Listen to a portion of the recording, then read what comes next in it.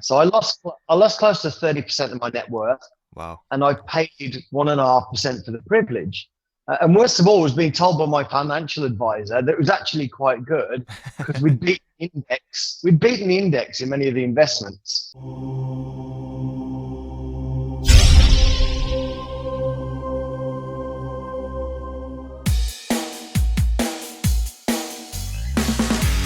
You don't have to learn to trade alone. Welcome to the Trading Lifestyle Podcast, where we interview professional currency traders and industry experts who can help you improve your trading and your life. And now, your host, Hugh Kimura.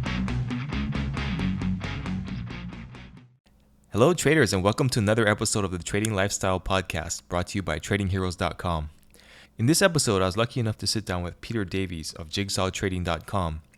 He's not a forex trader, but as you know, good trading is good trading. And you can learn a lot of things from a good trader, even if they don't trade the same market as you do.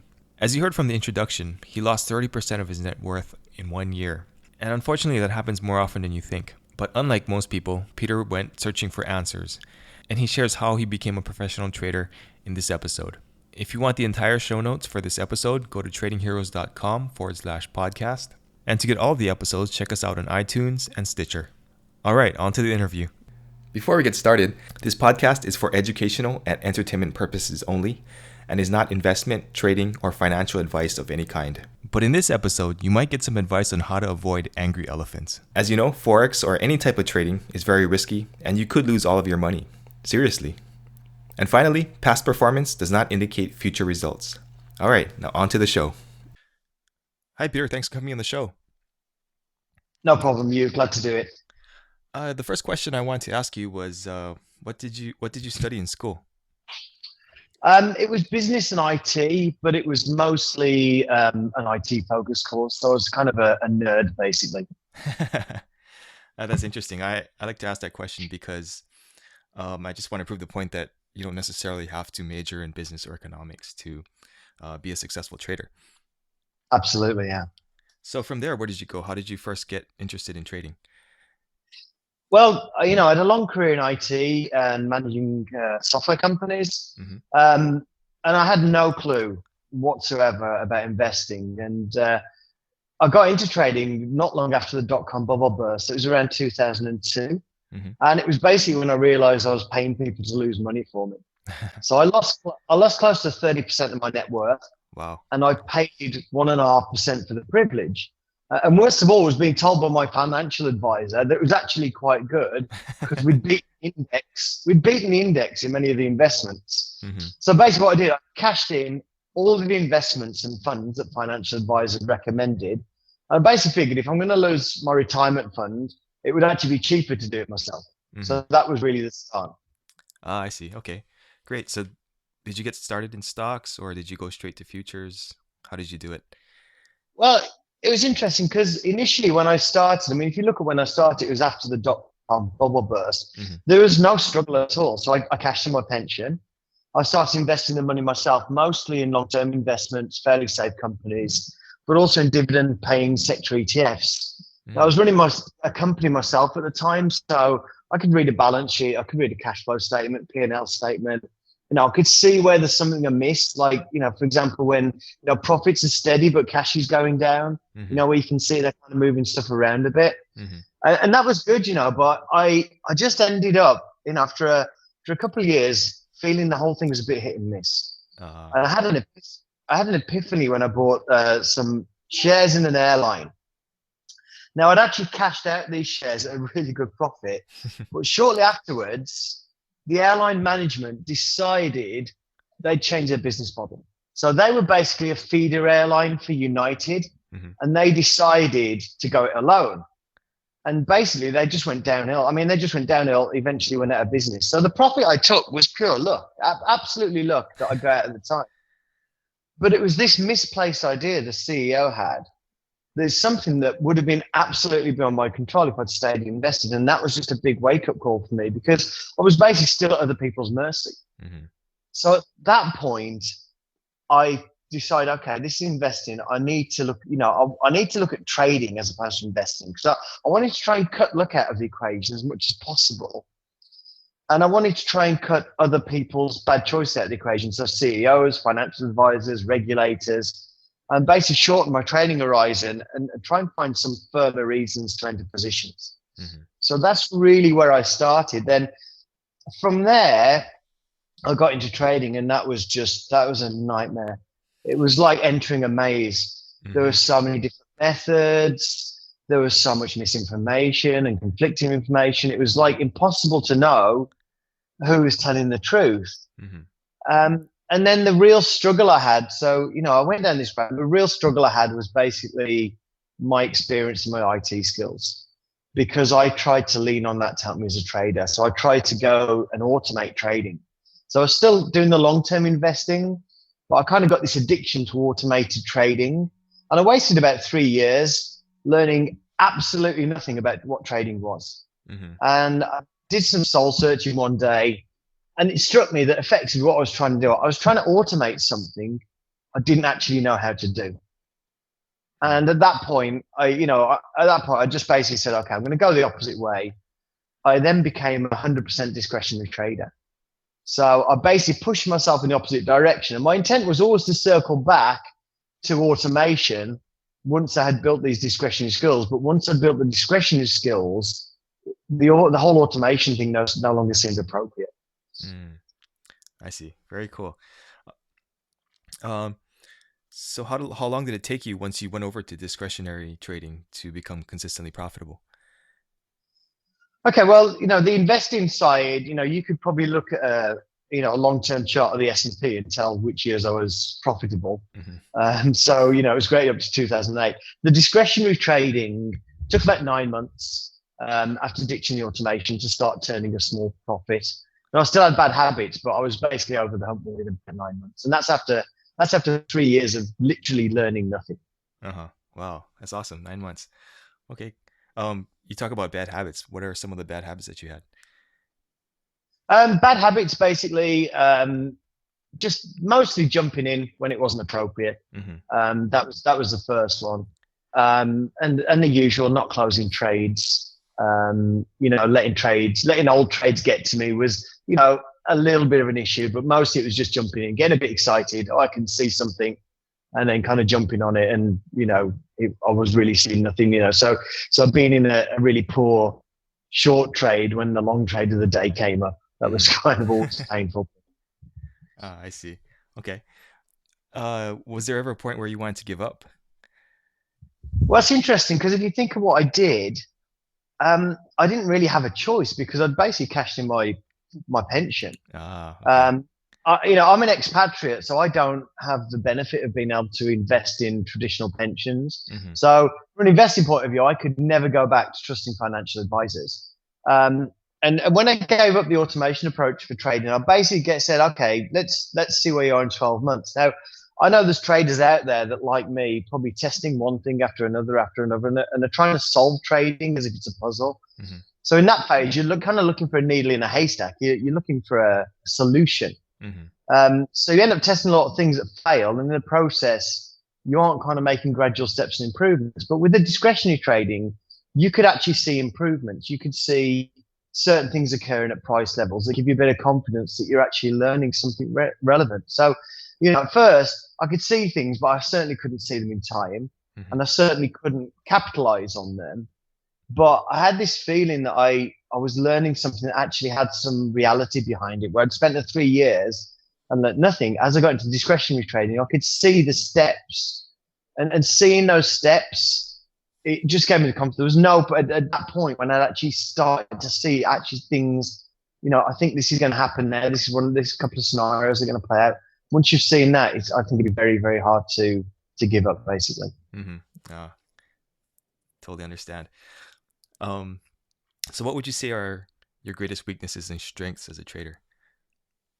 In terms of strengths, I feel I've got a rational approach. Mm-hmm. And I think that's the basis. I know there's all this stuff about psychology, but I think your baseline is having a rational approach. I know when I'm wrong, and I mostly get out of that point. So I tend not to worry about losses. I mean, if you talk to my father, he'll say, one of the things that we always get into arguments about, I'd lose a job, come home, oh, I've lost my job today, Dad. The company went bankrupt. She said, well, what are you going to do? And I'm like, well, not much I can do. I guess just get another one. He said, oh, that's a terrible attitude. But I don't let things get to me. Mm-hmm. So, in fact, my best days are when my first trade is a loser, basically. Because if I get that first trade as a loser, I seem to zone in. And the other thing, I don't really care how much the market moves. I really just care about what I can take for it. So I know a lot of traders, they kind of see, we've had these 50-point days on the S&P, and that just doesn't bother me. To me, that's just more risk. I'm just really happy to just take smaller chunks. Mm-hmm. Now, in terms of weakness, I can sometimes start the day with a fairly flippant attitude. Just sit down, I'm going to trade today. And then I always get bitten by that. And that's why my first trade, being a loser, kind of zones me in. Mm-hmm. So that's a bad habit. And now and again, I'll let a loser run. Okay. But for me, that's like letting it get like 3 or 4 ticks offside more than I should. So again, that's not really a terrible issue. Mm-hmm. Mm-hmm. Okay, interesting. Just out of curiosity, have you managed money for others? If so, can you share some good things and bad things about it? No, but I've talked to plenty of people that do, and I just think they don't have much fun. I know a guy who was trading like $30 million off fund money, and he was just having great runs, $80,000 to $100,000 a day. Wow. And then he'd just have a few off days, and they'd be calling him, and what are you doing? What's going wrong? And he's just, I can't. I think the only way you could get that to work is if you literally said, okay, give me the money and see me in 12 months. Mm-hmm. Otherwise, I think the pressure would get to you.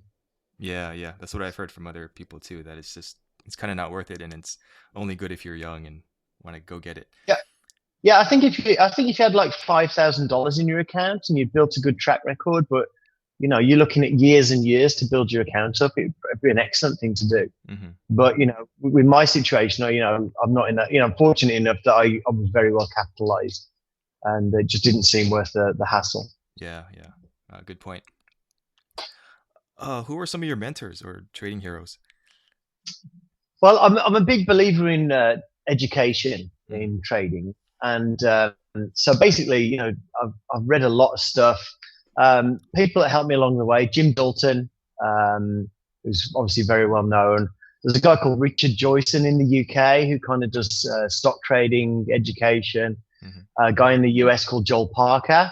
Mm-hmm. There's a guy called Jim Pendlebury of JPJ Trading, Cam Dadwar of L2ST, John Grady of No BS Trading, FT71, who's quite famous. Oh, yeah. And even more recently, just in the past like 6 months, a guy called Gary Norden, who's wrote a book called End to the Ball, has kind of shown me some market making techniques. Mm-hmm. So I've always looking for, try not to affect my trading too negatively by changing it, but always looking to learn, new things from people who are doing, in a different area from me. Mm-hmm. Oh, that's awesome. Yeah, and I'll create some links in the show notes to those resources. So, but thanks for sharing that. Can you let's get into your trading methods a little bit. Can you tell us a little bit about that? Yeah, sure.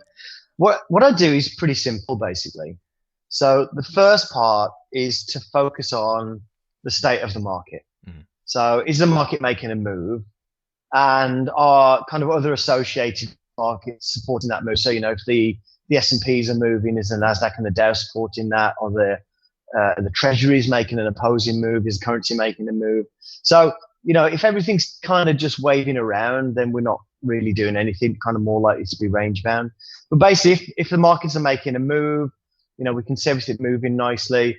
I just wait for pullback with poor participation and take continuation trades. And I'll keep doing that, and I will keep going with that move. So I never fade moves. Now, I used to. So I'd see the market go down 4 points. I'm looking to buy. It moves down another 2 points. I'm trying to buy again. It moves another 3 points down. I'm trying to buy again. And I could take 3 or 4 shots at a long on the way down.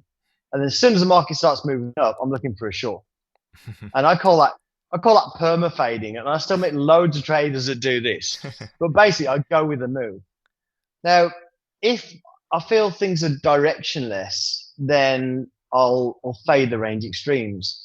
And then sometimes you have a combination of the two, where you have a trending market that goes into a temporary range building volume on the volume profile. Mm-hmm. And in that case, if the overall move is up, then I'll try and buy the bottom of that volume node and scale some off at the top and leave someone for a breakout, because I really believe that most of the time markets just carry on. But no, that gives me a trade location. It's that method of analysis, if you like, gives me a trade location. But at any point when I'm taking trade, I always look for confirmation off the order flow before entering. So I use this kind of overall analysis to give me a bias, but it's only when the order flow supports it that I'll get into the market. So I might see buyers absorbing the selling in a pullback from an uptrend, a sign that traders are drawing a line in the sand. And then I'll go long when I see that. And maybe look for the offers above me to start pulling out the way. So the idea is that you get into the market when you have a good chance of almost immediate pop your way, and then you've got a bit of breathing room in your trade. And then the other thing I do, which I really believe is very important, is I try to avoid entering the market where everyone else does. So things like double tops, old prior swing highs, they're areas where a lot of retail traders enter the market, and the market tends to get pushed around a lot. They're hunting for stops. So what I do is I still take notes of those areas. But if I see a reversal off like a double top or yesterday's high, I'll use that to change my bias, but I won't use it to enter the market. So I'll just use it to reset my bias, and then I'll start looking for trades, because, once that bias is confirmed, basically. So that's effectively what I do. Oh, I see. Cool. Maybe I should have asked this in the beginning, but what markets do you trade, and what markets do you trade primarily? Is it futures? I trade. It's crack for traders. The eMini S&P500. That's the market I trade. Okay. Love it or hate it. Yeah. I've seen some amazing stories in the eMinis. Just super consistent trading, and that's awesome. Okay. So how did you develop these methods? Was it just kind of like looking at the charts, or did you do a lot of back testing, or how did it go? I picked up the basics from educators, but I think one of the things you have to accept as a trader is that it's inevitable you'll develop your own style. And I think people really fight that. I think people are scared of it. Because you're going to hear things that appeal to you and things that just don't resonate. So unless you're only discussing trading with one single person, it's hard not to adapt your own style. So, once you have some basics down and you finally get to the point when you can see certain things, you just kind of build on that. I can give you an example of a concept that just doesn't resonate with me, would be a secret price level. So from my perspective, price levels are secret. There just won't be enough participation at those levels to make the market move. So that would be something that wouldn't resonate with me and I couldn't use. So the way I look at the market is that most of the trading on the eMini S&P is speculation. And I see speculators jumping on moves and perpetuating them. They participate in that market. And I can see that, and I feel that it makes sense. And I feel it gives me a opportunity at times to kind of preempt what people are doing. So I think one of the things that you look at, as well as kind of, looking at what other people are doing, is kind of looking internally. So because of this reality, I see the market as basically people speculating and everybody trying to guess what everybody else is doing. And once the reality of that sinks in, you don't really have to look externally for answers, because you have the answer already, because you're looking at other people behaving pretty much like you. So my method is really an extension of that set of beliefs, that speculators are just like me. They're acting like me. And if I can kind of gauge the participation and where people might be stuck, then I can get into trade that I'm comfortable with. And any change I make to my trading in the future would just have to fit in with that framework. So anything that kind of falls outside of that's based on moon phases or Rick Santelli's tie color, I wouldn't be able to fit in. So it's just kind of a development process that you go through over time. I see. Yeah, you just have to put the screen time in and the education time in, right? Absolutely. This might be a little odd question, but generally speaking, what type of personality do you feel would mesh well with your system? Well, it's an interesting one, because I've met a lot of traders in my time, and the most successful one was almost certainly bipolar. So he used to rant, scream, and break keyboards. Wow. Now, I myself make trade videos, and I've had people ask me, how come you're so calm when you're in a trade and it's going against you? And if I told my wife that, she'd laugh at the concept of me even being close to calm. So I don't think there's personality types that are suited to trading, but I think there are absolutely personality types that should avoid it like the plague. So I know one guy who gave up trading after 12 months in a prop shop. This is a guy when he got a place as a professional trader in a prop shop, but he never got off sim trading. And I honestly think he was just too inquisitive. He'd never, ever stopped trying to learn new things, whilst other guys came in after him. And after 3 months, they were trading live because they just did what they were told, basically.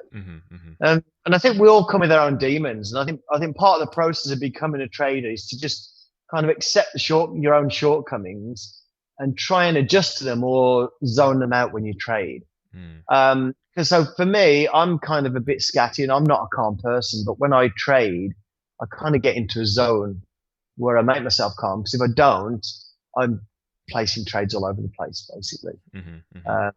Absolutely. There's people that shouldn't be trading. I honestly think some people are just too smart for trading. I think people who try to intellectualize it too much just don't get very far with it. Yeah. I totally agree with that. I had a previous guest where he was a high school teacher, and he actually did a trading experience in his high school class, or experiment in his high school class. And he said the kids with the best grades were the worst traders, and the kids with the worst grades were the best traders. So I guess that kind of says something. Absolutely, yeah. So don't work hard at school, kids. Yeah, that's the moral of the story, right? Yeah, my son doesn't listen to this. Oh, cool. So you've obviously trained quite a few traders in your career. You've talked about some of the bad traits. What are the good or the common traits that you see in successful traders? Basically, people that just are prepared to understand and believe that trading is a skill. Because basically, if someone gets too focused on the minutiae, on trying to assign significance to everything that occurs, they're not going to make it. So there's some people that want to know, that they want to know, as opposed to traders will get in a trade when it looks about right. So I think it's the people who know or believe that trading is a skill and they develop that skill, as opposed to the guys who want to know absolutely if A, then do this, and if B, do this, and piling on rule after rule after rule after rule and trying to make it a mechanical thing. Those are the guys that don't make it. The guys who can just say, that looks about right, I'm going to get in, I'm going to give it this much breathing room, and if it doesn't work out, then I'm okay. Those are the guys that make it. Interesting. Okay. Can you share a story of one of your most successful students? Well, here's a funny thing about what we do. So I got to qualify this, that we don't teach people for money at Jigsaw. So we're in a kind of funny situation where we're a software company, but we're in a niche that most people don't understand. So I ended up spending tons and tons of time on the phone explaining the same things over and over and over again to people. So we've got educational material that's freely available on our website. Just so I didn't have to go through this process. Now, those material are being used by retail traders, but they're also being used by a number of prop shops who use the materials as part of their internship program. So from that perspective, I actually don't know all the people that have taken the course because they don't even have to register to take it. So what I do is we have this course, and then I also spend time with people that are struggling. And sometimes that can be a significant amount of time. If somebody's struggling and they really have potential, and they'll do what they're told, I'll spend time with them. It doesn't kind of kill me to do that. And so many of those people are now full-time traders. So I don't really have a particular story of a most successful student, because I don't have anyone that turned 5,000 into $1 million. But I do have people that became full-time traders that email me, and there's reviews on independent review sites where people have credited me with helping them turn the corner to profitability. But my opinion is that those guys did the work, and they got over their demons. And what I gave them was really basically icing on the cake. So people come to me with some level of trading knowledge. So, while some of them come to me and this kind of pushes them over the edge and makes them profitable, I really don't feel I can take the credit for that, because they've put in the work, and really they just needed that extra push. So that's my opinion on it. I don't think I can take the credit for saying, you're profitable because of me. Okay, cool. So if someone is getting started and they come and talk to you and say, what's the best way to get started, what do you tell them? Well, it's probably the opposing information that most people teach, but basically experience is gained with each trade you take. So prop shops start their interns off making very short-term trades, often making just like one ticker trade, but making lots of trades a day. Now, I wouldn't advise ultra high volume for a new trader because of the commission structure they have to live with. But certainly the focus should be on shorter term trading and building a track record. So with a track record of just 4 ticks a day on the ES, there's no way you're going to be rich, but you could easily find a prop shop interested in funding you. So that approach is better than swinging for the fences and blowing up a bunch of trading accounts on the way, which kind of seems to be the norm. So I think people should focus on short-term trading to try and get to the point where you're profitable, because profitable isn't the destination, unfortunately. It's just one of the steps on the path. And then at the same time, you should be learning about market structure and developing some bigger picture skills so you can take your short-term skills. And as you kind of experience more days and figure out how days play out, you can start to take, longer term trades basically. And even when I say longer term trades, I'm talking about, longer term day trades where you might be looking like 4 or 5 points on the ES, as opposed to shorter term trades where you're looking at 3 or 4 ticks. Okay, good advice. Cool. What are the top 3 or 4 trading or not even non-trading books that you recommend to traders? Well, the best book I've ever read is called Golf is Not a Game of Perfect by Bob Rotella. Now, I don't play golf, right? I'm terrible at it. But this book, it's really a book about psychology and a book about, when you're in a situation, the situation before has affected you. And so, you might be on the last hole and, if you get this putt, you're going to win, the championship, and there's so much pressure on you to get that putt. It's a shot you'd normally take easily, and you fluff the shot. And he also talks about the way, you've had a bad run. How does that affect your next shot? And it's really, really relevant to trading. It's the most brilliant trading book I've ever read. Then the books by James Dalton, I think, are really, really good. They can be a bit hard to digest and a bit hard to turn into action, but I think it's got a good way of looking at the market. And then the last book is a book called Technical Analysis and the Active Trader by Gary Norden, which is kind of an anti-technical analysis book. It's exactly the opposite of what you think it's going to be when you pick it up, which I think is a bit unfair of him. But it's a very, very good book, and it kind of like, gives you a little bit of a different perspective on what, a lot of the techniques we're taught are supposed to be used by traders, and are really mostly used by retail traders and not by professionals. Okay, awesome. I've never heard of those books, so again, I'll link to those in the show notes. Yeah. And well, we're coming up on our time almost. Just a couple more questions. I really appreciate you taking the time out. No worries. So besides your website, obviously, what are some of the other top 2 or 3 trading education sites out there that you would recommend?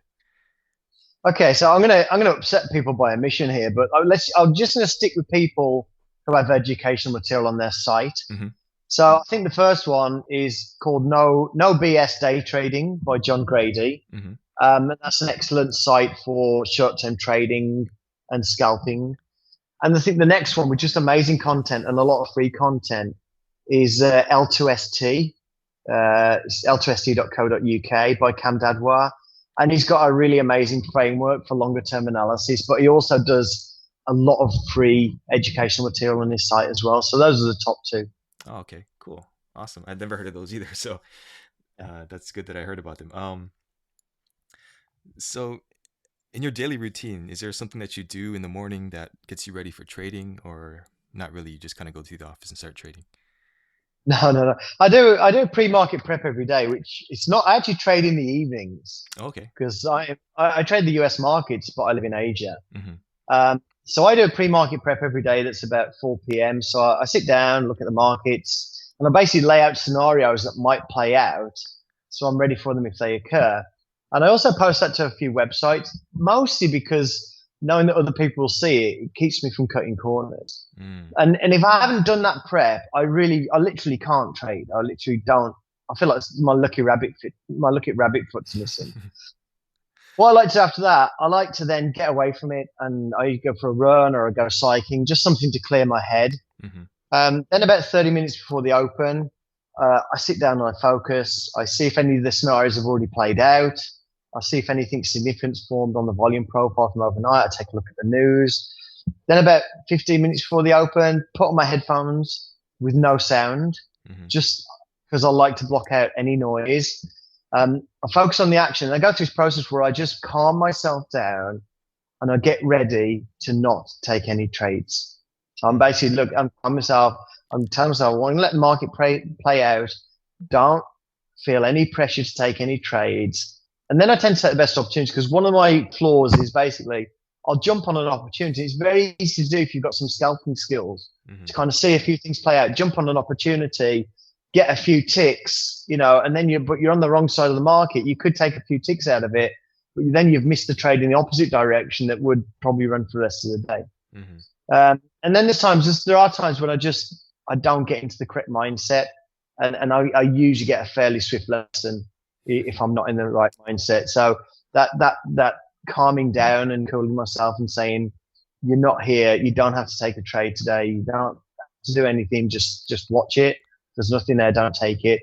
That's the most important thing for me. Oh yeah, that's great. I've never heard it put that way, but being prepared not to take trades, I think, is a great way to see things. So yeah, thank you again for taking the time out. If people want to find out more about you, where can they go? We've got a website, www.jigsawtrading.com. That's all one word. There's a lot of free education material on there, and a lot of other people contribute videos and stuff to that site as well. Okay, great. Well, again, I appreciate it, and talk to you soon. Thanks, you, and thanks for giving me the opportunity. Oh yeah, my pleasure. Thank you for listening to the Trading Lifestyle Podcast. To listen to all of the other episodes and get free access to Forex trading tools, tutorials and resources, visit tradingheroes.com.